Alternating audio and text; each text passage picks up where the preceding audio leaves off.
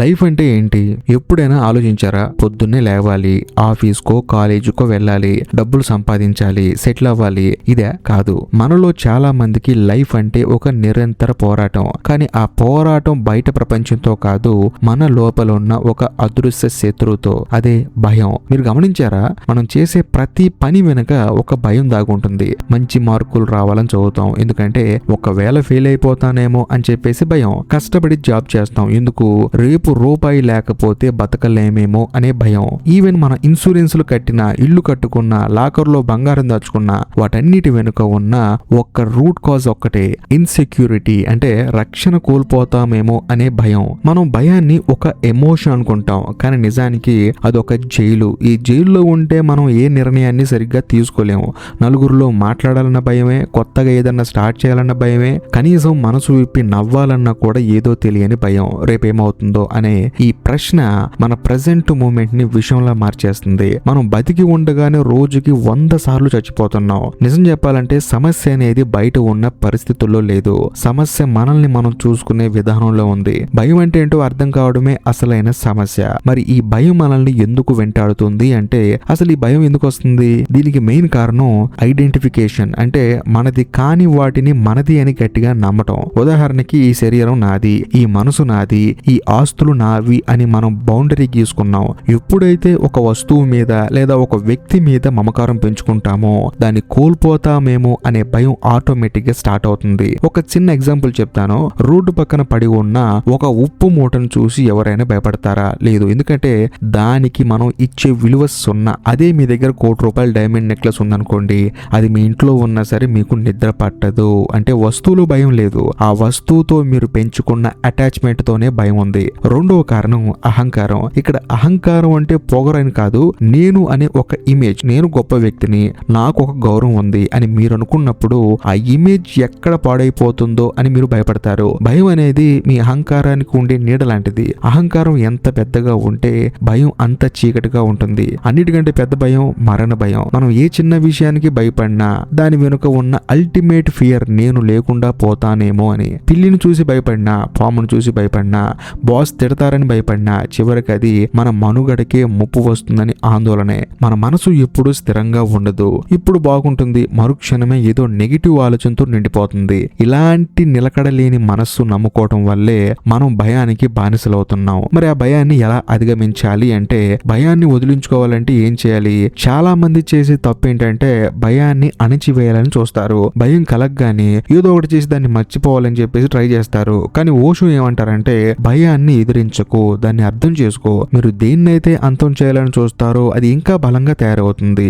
మొదటి step witness గా ఉండండి. అంటే మీ లోపల భయం కలిగినప్పుడు ఆ భయం మీరే అని అనుకోకండి. ఓకే, నా లోపల ఇప్పుడు భయం అనే ఒక అల లేచింది అని గమనించండి. మీరు భయపడే వ్యక్తి కాదు, భయాన్ని చూస్తున్న వ్యక్తి. ఒక సినిమా చూస్తున్నప్పుడు అందులో హీరో ఏడుస్తుంటే మనం ఏడం కదా, ఎందుకంటే మనం చూస్తున్నాం కాబట్టి. అలాగే మీ ఆలోచనలను కూడా ఒక విట్నెస్ లా చూడటం స్టార్ట్ చేయండి. రెండవ స్టెప్ యాక్సెప్ట్ చేయండి.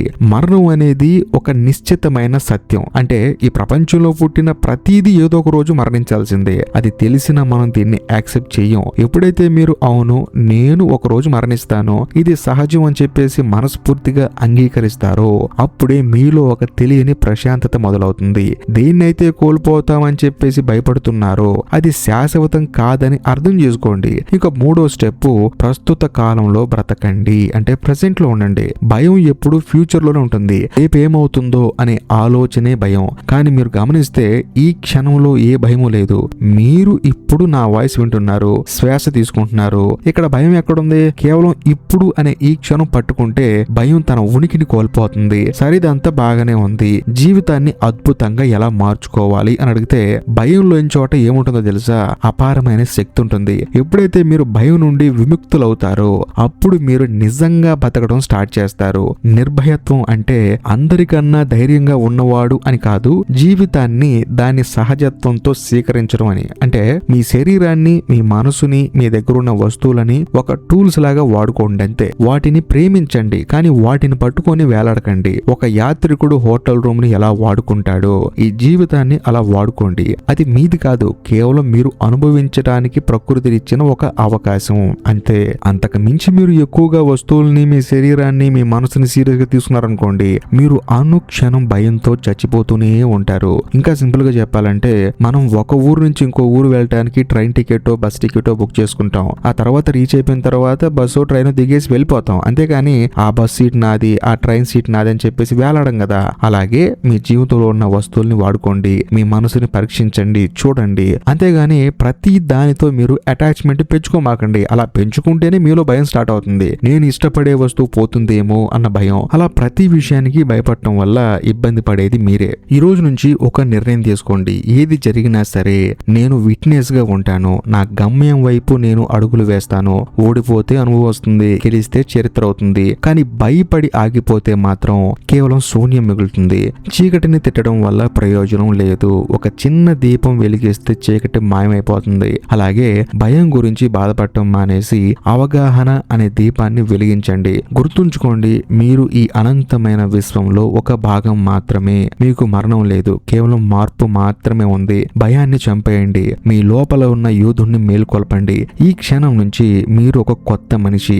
ప్రపంచం మిమ్మల్ని చూసి భయపడాలి తప్ప మీరు దేన్ని చూసి భయపడకూడదు. పదండి, మీ విజయ యాత్రను ఇప్పుడే మొదలు పెట్టండి. నిర్భయంగా జీవించండి, నిండుగా జీవించండి. ఎందుకంటే చచ్చేలోపు 1,00,000 సార్లు చావడం కంటే ఉన్నంతకాలం రాజులా బ్రతకండి. అంతేకాని ఉద్యోగం పోతుందో, డబ్బులు రావేమో, మనుషులు మనల్ని వదిలేస్తారేమో, ఇలాగా మీ జీవితంలో చిన్న చిన్న పార్ట్లైన వాటి గురించి ఎక్కువగా ఆలోచించమాకండి. డబ్బు పోయిందా, సంపాదించుకోండి. మనుషులు పోయారా, ఇంకొకరిని సంపాదించుకోండి. అంతేకాని మిమ్మల్ని మీరు తక్కువ చేసుకొని ప్రతి చిన్న విషయానికి భయపడకండి, బాధపడకండి. ఎందుకంటే సెల్ ఫోన్ లో ఛార్జింగ్ అయిపోతే మళ్ళీ ఛార్జింగ్ పెట్టుకుంటాం. అంతేకాని అయిపోయిన ఛార్జింగ్ గురించి బాధపడుకుంటూ కూర్చోలేం కదా. అలాగే మీ జీవితంలో ఏం జరిగినా సరే మీరు మళ్ళీ సంపాదించుకోవచ్చు. మనుషులు పోతే పోనండి, వాళ్ళు ఎప్పటికైనా పోయేవాళ్ళే. అలా అని చెప్పేసి పోయిన వాళ్ళ గురించి బాధపడుకుంటూ కూర్చుంటామా? అంతేకాకుండా ఉద్యోగం పోతే పోనండి, ఇంకోటి సంపాదించుకోవచ్చు. చదువులో ఫెయిల్ అయితే పోనిండండి, మళ్ళీ చదవచ్చు. దానికన్నా గొప్ప ఉద్యోగాన్ని సంపాదించవచ్చు. కానీ ఈ ప్రాసెస్ లో మిమ్మల్ని మీరు పోగొట్టుకోమాకండి. ఎందుకంటే మీ జీవితంలో మీకు ఎవరైనా ముఖ్యమైన వాళ్ళు ఉన్నారు అంటే అది కేవలం మీరు మాత్రమే. ఎందుకంటే మీ కష్టం వచ్చినప్పుడు ఫస్ట్ మీరు చెప్పుకునేది మీతోనే. కాబట్టి మీతో మీరు మాట్లాడుకోండి. అందులోనూ ఈ భయాన్ని ఎప్పుడైనా సరే విట్నెస్ లా చూస్తూ ఉండండి. అలా చూడటం అలవాటు చేసుకుంటే మీరు జీవితంలో దేనికి భయపడరు. డబ్బు నాది కాదు, నా దగ్గర ఉంది అంతే. ఈ మనుషులు కూడా నా వాళ్ళు కారు. ఏదో ఒక రోజు వాళ్ళకి నేను దూరం అయిపోతాను, లేకపోతే నాకు వాళ్ళు దూరం అయిపోతారు. ఈ ఉద్యోగం నాది కాదు, ఏదో ఒక రోజు నేనే మానేస్తాను, లేకపోతే వాళ్ళే నన్ను తీసేస్తారు అని చెప్పేసి ఆ మైండ్ సెట్ తో బతకండి. ఒకటి మాత్రం నిజం, మీ జీవితంలో ఏ రోజైతే ప్రతి విషయానికి భయపడటం ఆపేస్తారో అప్పటి నుంచి మీరు రాజులా బ్రతకడం స్టార్ట్ చేస్తారు. ఒకవేళ మీ దగ్గర డబ్బు లేకపోతే డబ్బు వస్తుంది. డబ్బు వచ్చిన తర్వాత ఆటోమేటిక్ గా అన్ని మీ జీవితంలోకి వచ్చేస్తాయి. నేను సెపరేట్ గా చెప్పాల్సిన అవసరం లేదు. సో ఏది ఏమైనా సరే ఈ వీడియో విన్నాక మీ లోపల ఏదో ఒక మార్పు మొదలైందని నేను నమ్ముతున్నాను. అయితే నాది ఒక చిన్న ప్రశ్న, ఒకవేళ మీ జీవితంలో అసలు భయం లేదు అని మీకు 100% గ్యారంటీ ఇస్తే మీరు చేయాలనుకునే ఒక్క ధైర్యవంతమైన పని ఏంటి? అది మీ కెరీర్ కావచ్చు, పర్సనల్ లైఫ్ కావచ్చు. ఏదో ఆలోచించి కింద కామెంట్ బాక్స్ లో షేర్ చేయండి. మీ కామెంట్ ఇంకొకరికి ఇన్స్పిరేషన్ అవ్వచ్చు. మరిన్ని లైఫ్ చేంజింగ్ వీడియోల కోసం మన ఛానల్ ని సబ్స్క్రైబ్ చేసుకొని బెల్ ఐకాన్ ప్రెస్ చేయండి. బాయ్.